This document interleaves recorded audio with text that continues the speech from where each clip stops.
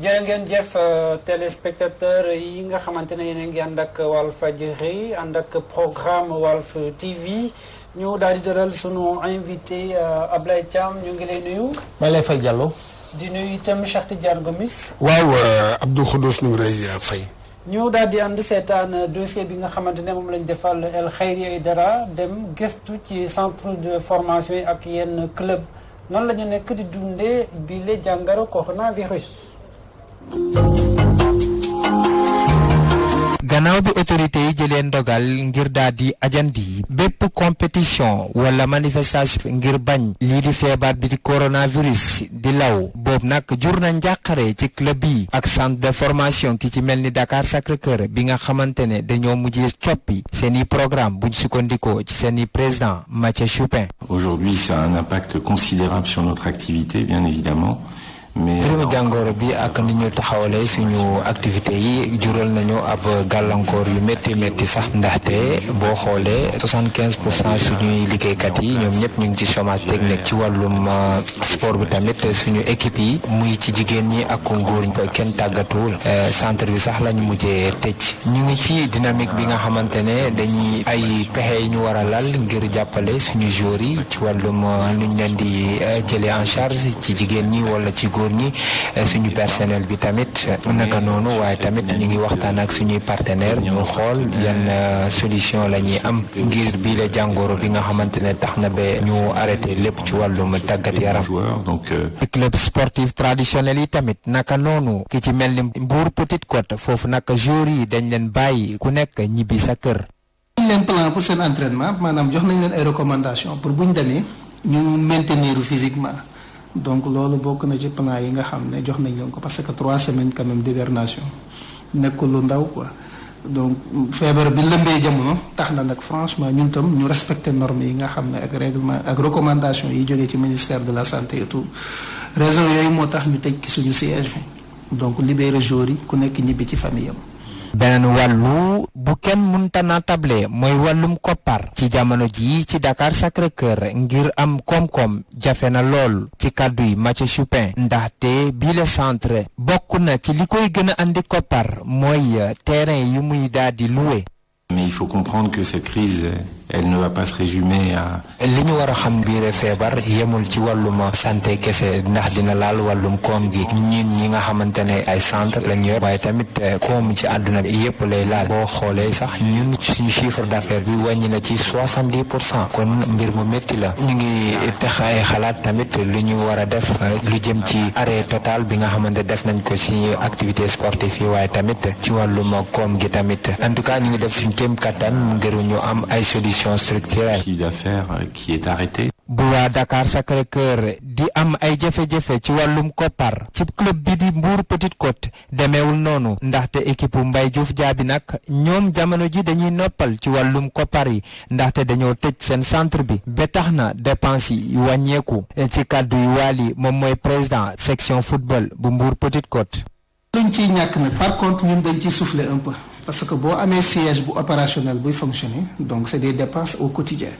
donc su fekkee ne siège bi dafa tëj pour 3 semaines donc dafay tane quoi te compétition yi au Sénégal aussi c'est beaucoup d'argent da ngay préparer ce regroupement donc préparer ce équipement sur tous les plans mu dem donc boo amee trêve presque 3 semaines à 1 mois donc ça vous permettra aussi ñu souffler aussi pendant 3 semaines à 1 mois. du changer dara nag ci li nga xam ne moom la joueurs yi war a fayeeku parce que ce sont des salariés wala staff beeg yooyu. loolu moom du ci changer dara. ñeneen i acteurs yi nga xamante ne jamono ji ci jafe-jafe lañ nekk ci wàllum xibaar yi mooy journaliste sportif yi ndaxte information sportive yi jamono ji pour am ko jafe na loolu ci biir réew ak ci bitim réew lenn rek moo fi ses mooy nga daal di imaginer di tontu yi Malick Thiandoum moom mooy chef de desk E-Media. waaw jamono ji nga xam ni coronavirus bi ak wopp ji dafa lëmb réew mi ñu jël ci ay matuwaay yu am solo rawatina ci wàllu tàggat yaram boo xoolee au plan international amatul benn actualité sportive nettali loo gis nettali loo fekkee donc amatuñu lu ñuy nettali maanaam ci wàllu actualité ci tàggat yaram mais bu fekkee ni mbir mi dafa demee noonu te yow am nga page de sport boo war a alimenter bu nga xam ne da nga war toujours nga am loo ca def il faut nga adapté wu ci situation bi naka ngay adapté woo ci situation bi actualité bi nga xam ne moom moo am d'abord da nga ciy nekk muy actualité coronavirus bi xool le monde sportif naka la ñuy gérer période boobu ak jafe-jafe yi ci am parce que chaque jour nga am nouvelle bu jógee ci bitim réew ñëw concerner le coronavirus et le sport. fële ci RFM seen page sport bi sax dañ ko soppi di ci joxe ay xibaar lu tukkee ci feebar bi le Youssouf Bodian moom mooy seen chef de desk sport. ñun fii dal nañu RFM parce que ñun dimanche bi passé la ñu mujjee def page sport depuis lundi dañ ko tëbal ci suñu édition yi à la place dañoo def benn rubrique bu tudd Coro News rubrique boobu dañuy xool lépp xamante ni xibaar la jëm ci corona bi ci Afrique ci Sénégal ak ci aduna bi ñu daal di ko joxe donc ce qui veut dire que aujourd'hui ñun nañu reconvertir tuuti pour ñu continuer def suñu liggéey waaye de manière différente. ci quotidien stade bi nga xamante ne dañ koo jagleel ci wàllum tàggat yaram dong ñoom nag yëgaguñu jafe-jafe yooyu le Tidiane moom mooy secrétaire rédaction. et loolu ne yaakaar naa ne du loo xam ne forcément war na mën a tax ba sport bi du am dara luñ ci mën a wax parce que tey jii ni saison bi am na luñ ci jot a dawal bu fekkoon ne sax saison bi commencé wul woon sax mën nañu am xëy na njàqare waaye tey jii ni comme dem nañu ba ji diggu saison bi boo xoolee sax au Sénégal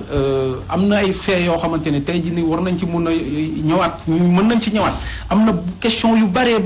xamante ni ñu ngi ci milieu sport bi avec loo xamante ne sax arrêt bi moom moo ko causé. coronavirus di gën di law ñiy yëngu ci wàllum tàggat yaram di wéy di nekk ci guddi bu bët sekkagul ndaxte compétition yi dañ leen di dàqandi kalan daal di leen coppiwaat sportif yi sax ñu ngi am virus boobule journaliste yi yëngu ci wàllum tàggat yaram ñoom nag am xibaaru tàggat yaram jafe na loolu ci seeni côté mooy ni ki feebar bi lépp la daal di jaxaso.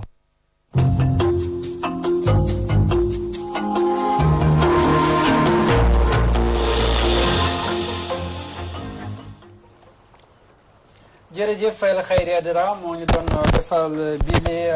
dossier ñu daal di ànd ak sunu invité yi Ablaye Thiam gis nañu ko jafe-jafe yi nga xamante ne àndi na ko bile coronavirus jàpp nga ne sunu club yi sunu centre de formation yi lii dañ ko waajaloon. non lii kenn waajalu ko woon dafa bett ñëpp.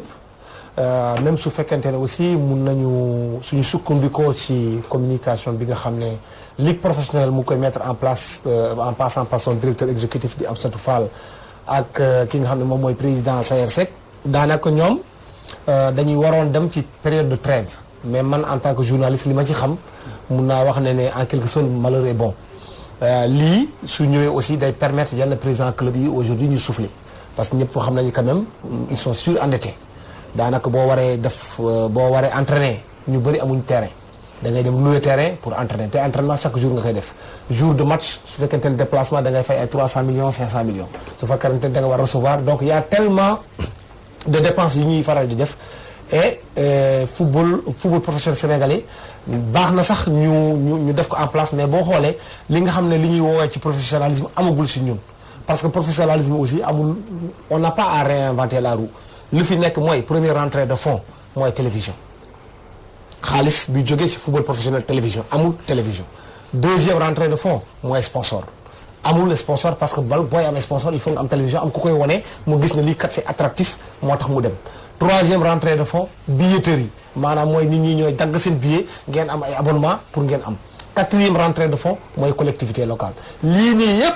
boo ko tegee sur la table daanaka amul fenn foo xam ne mun nga wax ne football professionnel sénégalais mun na am dem ci kii mais quand même il faut les remercier d'avoir pris cette initiative là en 2009 ñu continuer mais war nañ taxaw nag benn moment ñu gëstu ko mais pour revenir véritablement sur la question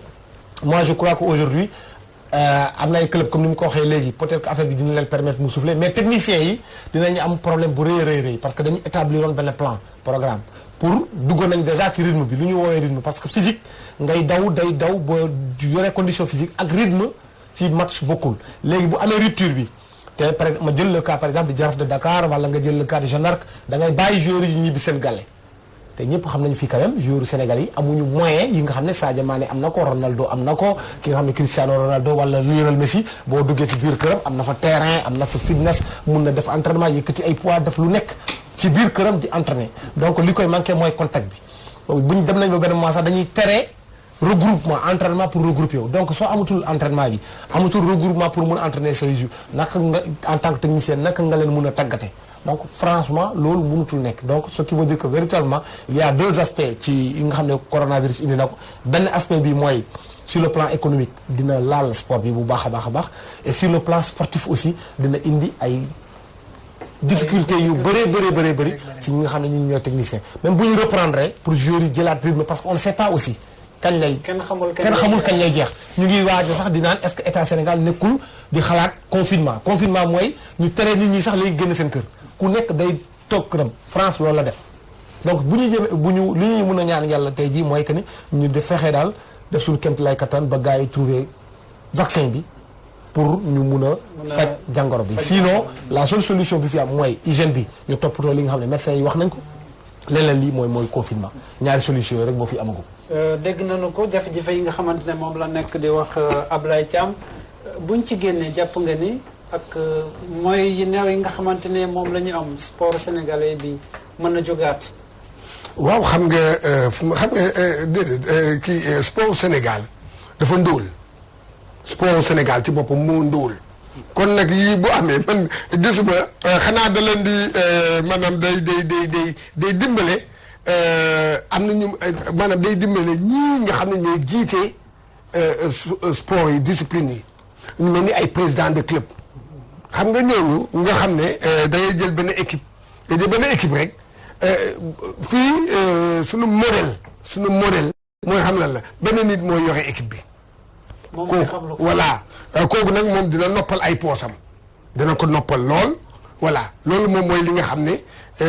tey jii loolu moom mooy kii waaye pour nga xam ne ñoom ñu kii mais ni ko Ablaye Thiam waxee xam bu ñu waxee ci loolu mais fii am problème moom mooy ci entraîneurs yi tey entraîneurs yi ñoo am problème lan moo tax ñu am problème moom mooy entraînement yi parce que dañ nekk ci benn phase de compétition dafa am phase préparatoire ak phase compétition ñu ngi ci phase compétition bi kii bi sax parce que booy xoolaat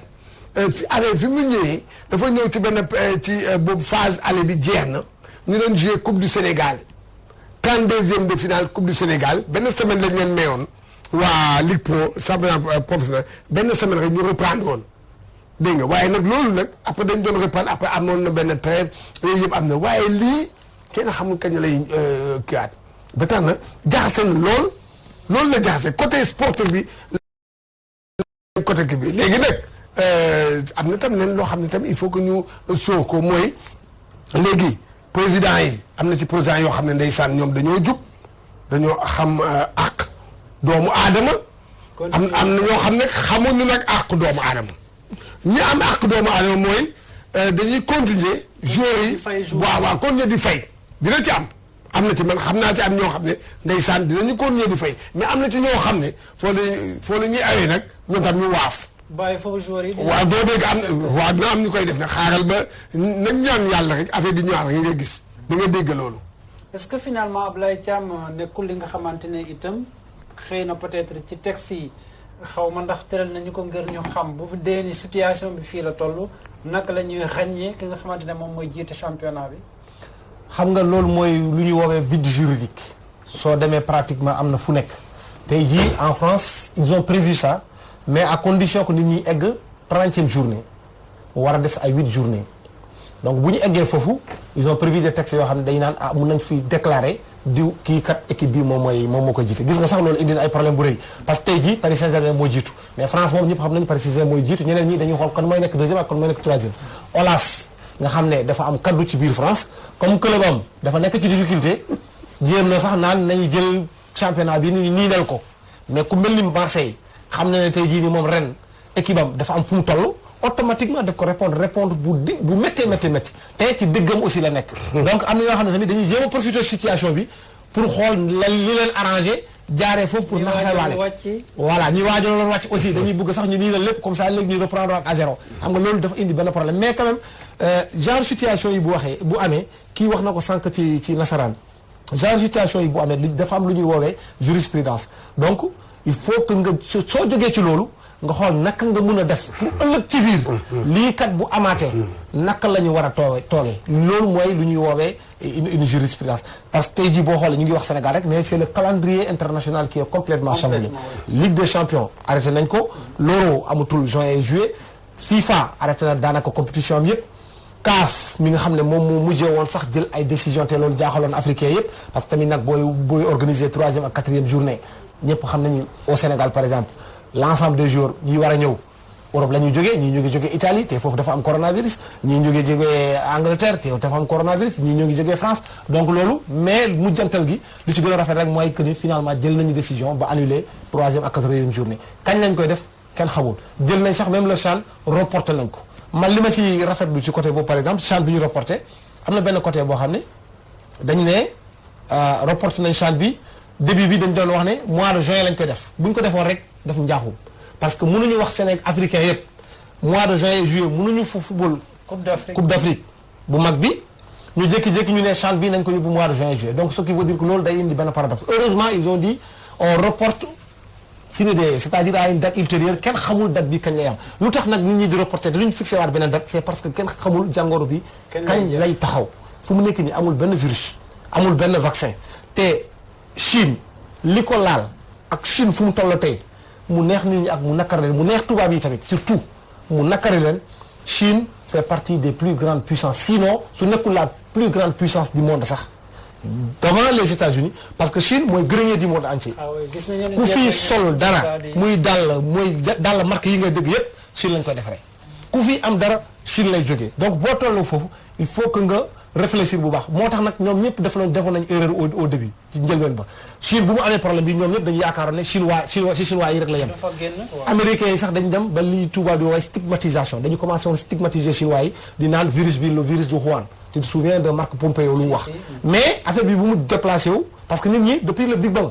depuis le grand Big Bang éclatement terre bi ku nekk continent yëpp tasaaroo ku nekk dem depuis boobu nit ñi dañuy dem di dikkante donc tant que demlante ak dikkante bi mu ngi am donc virus bi du ngelaw bi moo koy transporté nit ñi ñoo koy indi donc dañu waroon def seen kéemtalaay kattan ñu bañ a reetaan Italie ñu bañ a reetaan Chine li ci mujjee gis nga France léegi mu ngi def confinement daanaka tëj na bari yaram yëpp fàtte nañ sax li ñu woowee comité l'Union européenne l'Union européenne li ko indi mooy libre circulation te tey jii nii français dañu ne kenn du jógee Union européenne dugg seen dëkk xam nga ils sont en train même d'enfreindre des règles yoo xam ne ñoom ñoo ko établir à cause du coronavirus loolu moo tax nag lii ñii dëkk yii nii bu ñu ko amee ñun tamit nag dañu war a fagaru ñu bàyyi suñu affaire de idée reçue yooyu man je suis omarien justement je suis omarien mais yooyu dañ ko war a bàyyi lii c'est une question de médecine c'est une question de scientifique nañu bàyyi El Hadj Oumar Tall jaar na fii wala kële jaar na fii loolu ñëpp a koy bakkoo ñu waxante dëgg ñun ñëpp ay sénégalais lañu ay jullit lañu on a connu la catastrophe maritime la plus importante au monde ça s'appelle le Joola moo raw sax Titanic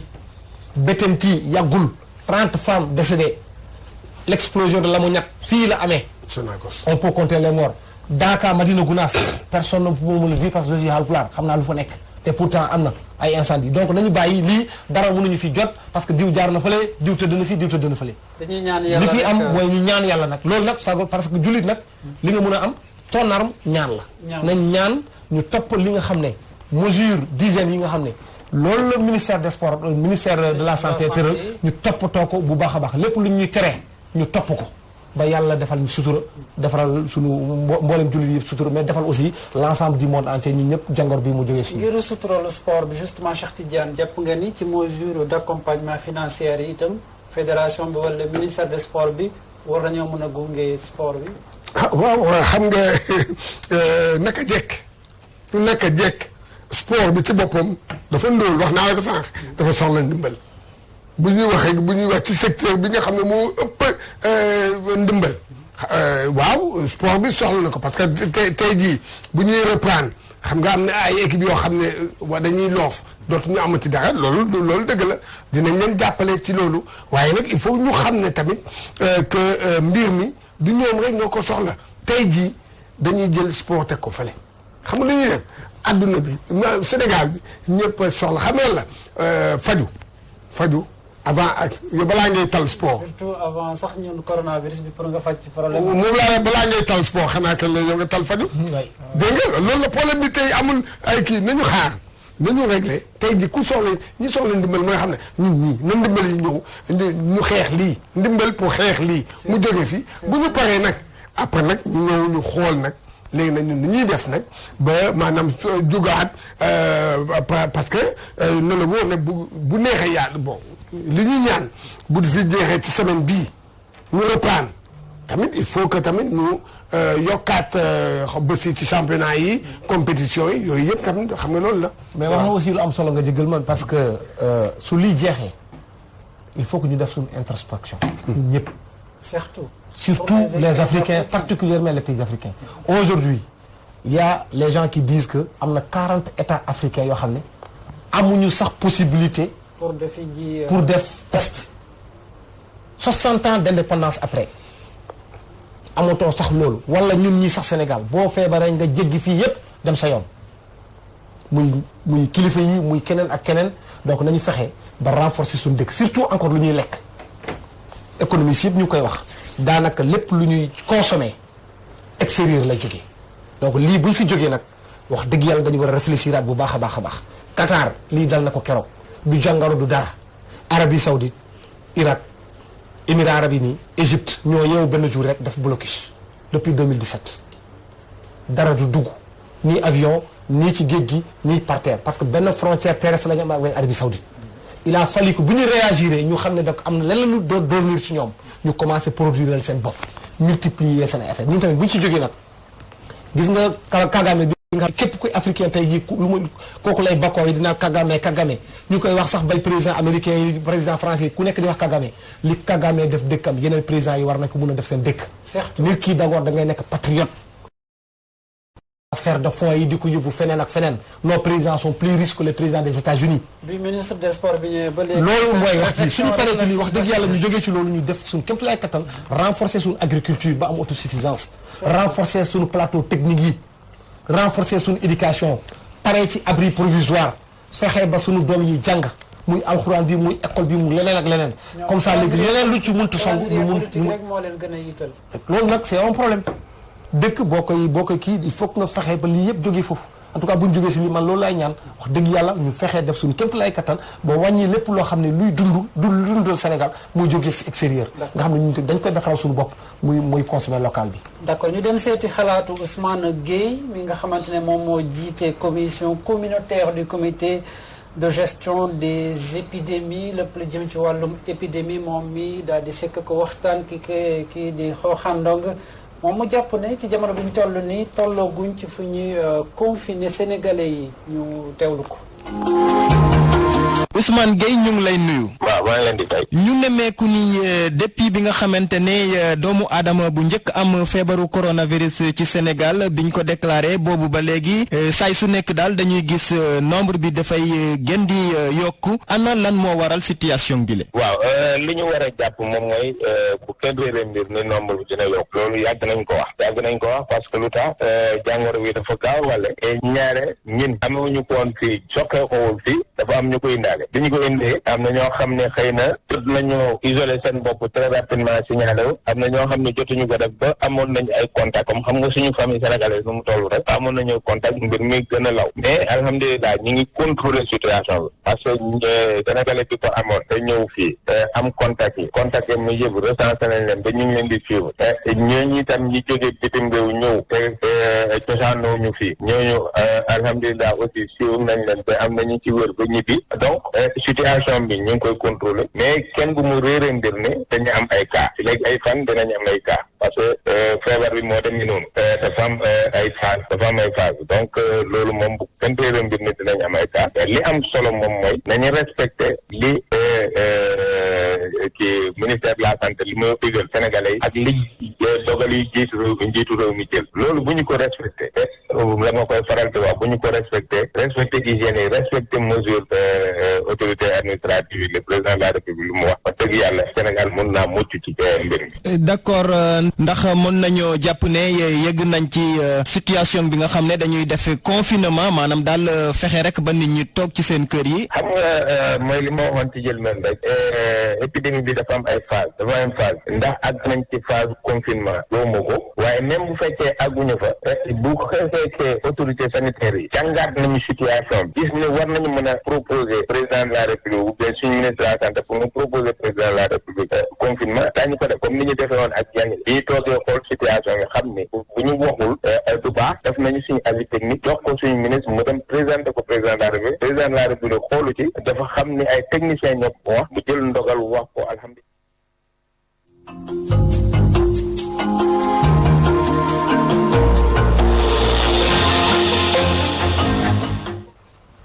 jërëjëf Rokhane Ndong ñu daal di wéyal waxtaan bi Ablaye Thiam gis nañu tey kii di Régis Bogart moom mu bokkoon ca staff équipe nationale bu Sénégal am ñu ne ma ngay foofu la ca Amiens bu ñuy laajee Augustin Senghor jiite fédération sénégalaise de football moom nee na déggante ne ak moom amul benn droit di signer feneen jàpp nga ni ban jàngat nga ci am. jëmmal bi ci am d'abord mooy ñaawlu ko parce que bu dara amul woon sunu ay naataangoo yi nekk l'équipe duñ ko bind loolu lu am la léegi nag bu demee bu am confirmation que loolu am na damay ñaawlu si boobaa dinaa ñaawlu véritablement doxalin kii nga xam ne moom mooy Régis Bogart maa ngi ko doon wax sànq si nasaraan man guléet may gis entraîneur noir entraîneur pays africain muy jël adjoint am tubaab man mosuma ko gis depuis que je suis le sport je l'ai jamais vu généralement tubaab bi mooy ñëw ñu boole ko ak doomu africain bi ñu ne ko toogal ci wetam di jàng comme ça ëllëg ci biir bu demee yow nga mun a continuer liggéey ba c'est la première fois qu'on voit que entraîneur bi nga xam ne sénégalais la mu jël adjoint am di doomu tugal mais loolu yëpp c'est pas un problème parce que la compétence elle est universelle dañ ko jàppee noonu donc man li ma si ñaaw rek mooy que ne depuis 5 ans mu ngi liggéey ak Sénégal contrat bu muy signé ak Sénégal ñett pàcc la moom day signé fédération sénégalaise football signé moom mooy employeur am beneen tiers bii di payeur bi mooy état Sénégal même su fekkente ne war nga mun a dem amul benn problème loolu gis nañ ko ba tey c'est pas bu guléet ngay liggéeyal quelqu'un à un certain moment donné nga décider damay dem amoon na fii sax Sénégal Bruno Metsu bu muy dem il avait un contrat avec le Sénégal mais dafa ñu ne bàyyi leen ma dem fële après ma ñëwaat état du Sénégal ne ko non booy dem da ngay dem rek mais quand même wax na ak nit ñi. li ñaaw kay mooy que journaliste yi dem ba ciy bind. alors que Régis Bogart apparemment c'est clair waxtaanu ci ak Augustin Senghor li am nag li leer ba leer mooy que ne bu nekkoon Sénégal moo rompre contrat ak moom te signé woon na ak moom bu 2021 Sénégal da koy jox ndàmpaay sooy fàttaliku bu baax Guy Stéphane bu muy jógee fii toll ni 100 millions yóbbu na ko parce que yow yaa rompre contrat bi boo bañee bu njëkk ba amoon na état africain dañuy jékki-jékki rek ñu dàq la léegi nag boo bañee waa ji day jël affaire bi muy bugg FIFA attana naan sax sa dëkk dootul bokkati fenn donc moo tax léegi tout le monde est obligé de respecter les contrats respecter contrat nag boo ko waxee ñaari nit la su ma respecté wul lii mooy daanu sama kaw soo respecté wul aussi dafa war a am lenn luy lellu sa kaw man loolu laa gëm en tout cas su fekkente ne am na maa ngi koy ñaawlu sur le plan éthique et déontologique lu ci munta am yow yaa ngi nii liggéey Walfadjri su fekkente ne ràññeen nañ la feneen ba keneen war la mun a jël da nga war a toog ak sa kilifa yi nga leen man kat dama bëgg dem feneen ñu defaral la po ñaanal la nga dem loolu mooy lu rafet mais du ma yeewu benn matin rek ma yeewu Cheikh Tidiane Gomis kat bi fi nekkoon léegi muy nii dem yoonam loolu tegu ko fenn su defee loolu lu ñaaw la loolu en tout cas man côté boobu nag su fekkee ne c'est avéré loolu dama koy ñaawlu. Cheikh Tidiane. man xam nga man dama nekk nit koo xam ne man damaa wóolu sama ay naataango bu ñu demee ba bind ko et surtout journal l'équipe bu demee ba bind ko kon loolu am na man damay jàpp ne loolu am na loolu nag mooy manque de respect bi nga xam ne nit kii di tubaab boobu adjoint Aliou Cissé def na ko ci kanamam ak Augustin Senghor te ñoom ñaa ñoo toogoon bi ñuy xaatim contrat bi mooy ñàkk respecté nit ki ñàkk respecté Sénégal parce que li mu def noonu tegu ko fenn dem di signé ji feneen ak lu mu munti dem balaa muy waxtaan sax balaa muy signé fenn day ñëw toog waxtaan ak ki nga xam ne moom nga amal contrat yow tey jii bu la beneen télé soxlaa balaa nga fay signé da ngay ñëw fii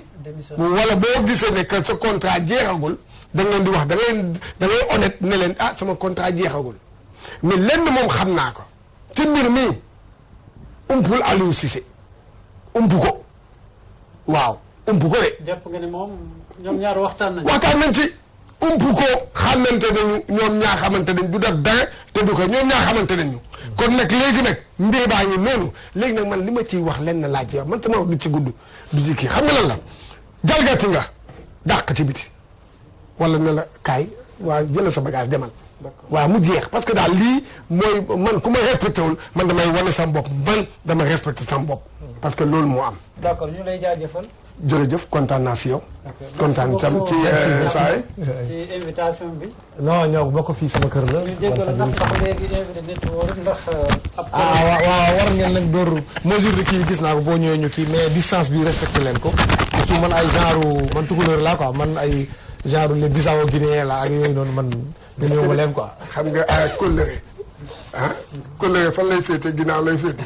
xam nga ne kii de maa ko jox jàpp maa ko jox soxna de. kon de xam nga loolu. waxoo kat lay def bu ñu demee hors antenne. waaw jërëjëf di leen di jaajëfal en tout cas waxtaan bi neex nañu daal di ànd ak Abdoulaye Bopp ci yenn kaay yi.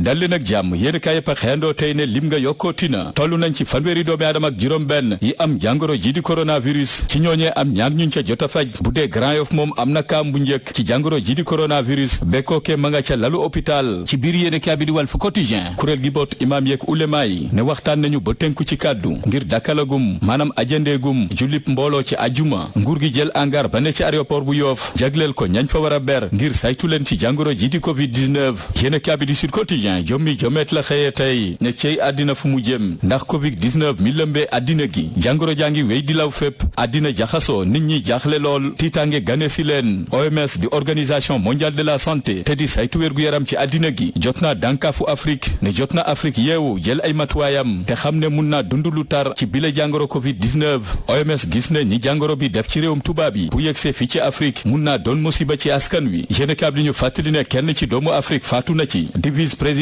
bu assemblée nationale bu Burkina Faso di Marie-Rose Compaoré toll woon ci juróom benn fukki at ak ñaar coronavirus a ko faat Vox Populi ne jàngoro ji ak dooleem tax na Sénégal yegg na ci fanweeri cas ak juróom benn neexul ba neexul waaye ci waxtu wile mu ngi en état de guerre sanitaire yéenekaay bi di Le Quotidien saay su ne lim ñi ko fi am gën di yokku coronavirus gën di tasaaroo ci réew mi yéenekaay bi ne bu ñu deful ndànk fi lekk ay fan Sénégal ci confinement total la fas yéene dugg maanaam ñëpp toog seen kër ca lañ jëm def ni Italie wala France ma nga xamante ne kenn génnatul ca mbedd ma ñëpp nga tëju seen kër ya Le Quotidien loolee nguur gaa ngi koy nas ma ngi koy jéem ci waxtu wile ma ngi cay waajal yéenekaay bi di 24 heures xëy ko déggal ne ñetti semaines yi ñu jëm nar naa tar lool ci askan wi Maître Layti Ndiaye ne ci waxtu wile Sénégal a ngi ci jafe-jafe mu ngi ci guddi gu bër setagul marché yu bari tàmbalee tëj lu demee ni marché Tilène ak champ de course jaaykat yi tàmbalee ñaxtu angaaru ujaaj yi ci aéroport international Léopold Sédar Senghor fas yéene dalal ñañ fa war a yóbbu quarantaine maanaam ñañ fa war a ber ndax am na fu jàngoro ji di toll Sénégal du mun a dëkku lu toll ci ñaari téeméeri malade njiitu réew mi Macky Sall taxawal bees ab cellule nationale de crise ngir gën a taxaw askan wi ci fagaru gi ñeel jàngoro covid-19 yéen kabidi sursaane juróomi doomi aadama ya ca yokku bees tax na limba toll na ci fanweeri doomi aadama ak juróom benn yu coronavirus dugg waaye ñaar ci ñoom jot nañoo wér sursa gis na ci jamono jile Sénégal soobu na plan corona émergent ndax covid-19 tere na julli ajuma imam yeeg ulema yi déggoon nañ ci jàngu bi amalatul mees yéen cabinet police ak gendarmerie bëggatuñoo gis mbooloo mu dajaloo bu dee ca Jurbel police jot na fa teg loxo ab jàngalekat gu lànk ne du teg kereem ci suuf doon weel njàngaleem ak lim bu takku ci ay élèves mujjee nañ ko teg loxo yéen cabinet libération ne gox bi di Saly jot na wàllam ci jàngoro ji di coronavirus libération ne bu dee moodu bi dugal coronavirus ca Touba wàll na lu toll ci ñaar fukki doomi aadama ci njabootam ak ay jege ñaaleem réew mi ko tijjene ba tey tiitange gaa ngi wéy hôtel yaa ngi tàmbalee tëj juma yaa ngi tàmbalee tëj ca Grand Yoff am ku fa am coronavirus woykatu camerounais bi di Manu Dibango Sonko mu ngeek jàngoro ji génn kabidi las ne mangoog tëj nañu jumaa yeeg hôtel yi oustaz Iran Ndaw fippu ne ànduñu ci ñàkk a julli ajuma ci biir yéen kabidi Les Échos bu dee Tiwaaw nag njabootu Omarien ne bu weesoo julli ajuma dakkal nañu sax xadaratul juma Les Échos ne bu dee Gana Messere te ne woon démb ci kanamu enquêteurs yi la mu waxoon ne Touba amul coronavirus deltu na ci ginnaaw yéen kabine bu dee ca diwaanu Pikine dakk der ya teg nañ fa loxo jaaykatu dibi ak jaaykatu sangara ñoom ñaar yépp defeere nañ leen bu dee njiitu réew mi Macky Sall sàkku na ci ministre bu ne mu joxe cotisation na kenn ku ne génnee ci poosam lu tolloog 1 million dugal ko ci xeexum coronavirus bi le leneen ci ay kàddoom ci biir yéene kaay bi moom njiitu réew mi Macky Sall fas yéene jaajëfal ku jéeg politique bi ci seen taxawaay nguur gi samp hôpital militaire ci aéroport bu Yoff OMS daal di yee Afrique ne bu yaboo mu jóg fagaru te xam ne lu ne mun na ko dund ci bile Covid-19 le témoin ne jóg jot na ñëpp jóg xeex coronavirus ne bu weesoo église bi mais ajandi mees jumaa yi ajandi nañu jullib ajuma ci mbooloo ci dogal gi ni mel imam bu grande mosquée bu Ndakaaru ne àndu ci jox na dig daje jullit ñi ëllëg ci ajuma ji ngir ñu mun faa jullee tisbaar ci biir yéene kabidi l'évidence njiital AFP di Moustapha Niass ma ngay sàkku ci askanu Sénégal ngir ñu booloo xeexandoo jàngoro ji di coronavirus ci biir yéene kabidi direct news économiste bii di Moubarak Lo ma ngay bàyyiloo xel askan wi xamal leen ne bile jàngoro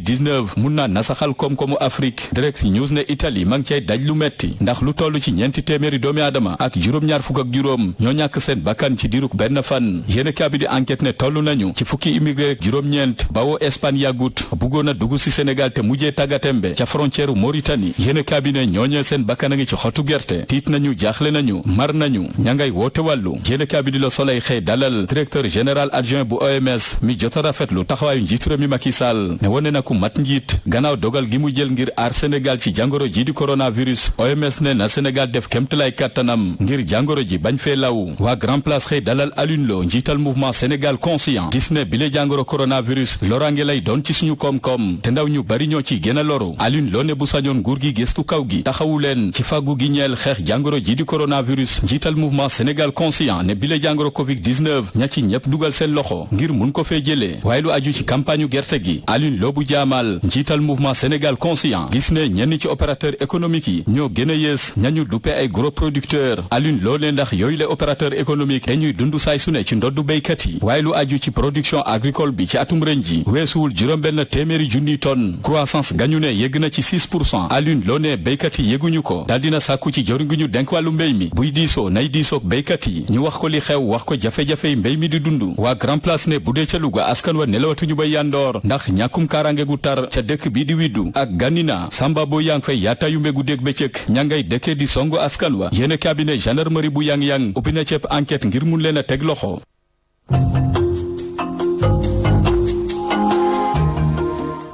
jërëjëf Abdoulaye Bopp yéen tam ñu leen jaajëfal ci ànd bi ngeen ànd ak seen programme Walf TV ñu leen ñaanal ñu yend ak jàmm.